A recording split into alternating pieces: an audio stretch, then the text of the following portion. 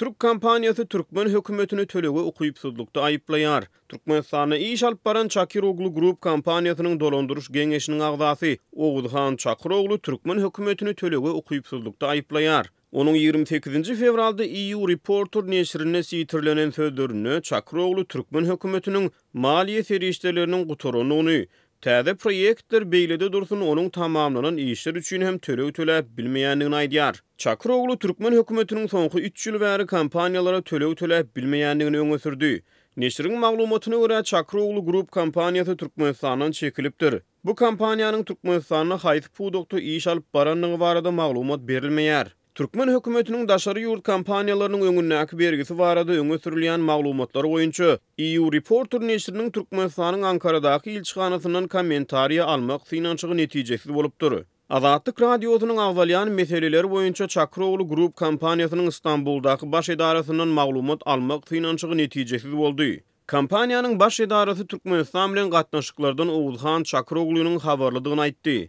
Kampaniýanyň dolanduruş geňeşiniň agzasy Oğuzhan Çakiroglu Türkmen hökümetiniň tölege ukuyupsuzlygy barada öňe süren maglumatlar boýunça Azatlyk radiosyna interwiu bermekden saklandy. EU Reporter neşri Türkmenistanyň Belarusyň döwlet teýeçiligindäki bir kampaniýasyna $52 milyon möçberine bergisiniň bardygyny aýdýar. 2018-nji ýylyň iýul aýynda Belarusyň media serişdeleri Türkmenistanyň Belarusyň öňündäki bergisiniň ýylyň 1-nji şäherýeginde 80 milyon rubl, ýagny $40 milyon ýetendigini habar beripdi. Türkmen resmiýetleri ykdysady kynçylyklary tasdiklemeýär. Geçen ýylyň iýun aýynda Reuters habar agentligi nagd ýetmezçiliginden ejir çekýän Türkmenistanyň daşary ýurtly firmalar kösenýär atly habar çap edipdi. Şol habarda da Çakiroglu Grup kampaniýasynyň wekili Oğuzhan Çakiroglunyň sözleri getirilipdi. Onuň şonda hökümet eýýäm 3 ýyl bäri firmalara tölew geçirip bilen o gara bazaryň bahasynyň resmi kursundan 3-4 esse ýokary galmagyna getirmek bilen hökümet bazary has agyr güne salýar diýen sözleri habarda sitirlenipdi. Ol Reuters'a beren interwiusunda öz kampaniýalarynyň Türkmenistanyň bir näçe milyon algylarynyň bardygyny,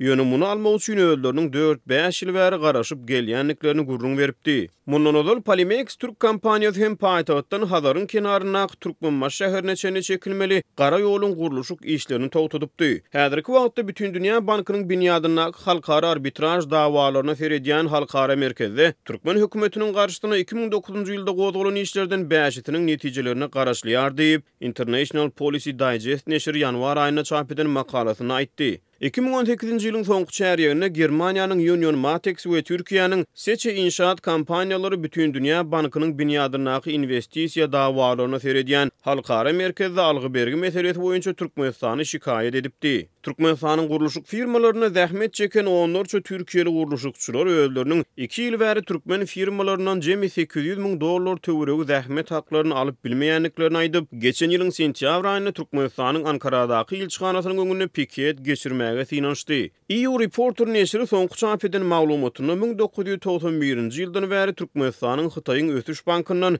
jemi $8,1 milyar möçberine maliýe serişdesini kardalandygyny hemde Türkmenistanyň gurulýan emeli köýlüň bahasynyň $4,5 milyar möçberine döňü öňe sürýär. Ýöne bu maglumatlar boýunça beýleki garaşsyz habar çeşmeleri galy berse-de döwletiň resmi media we metbuat serişdeleri anyk san aglamaýar.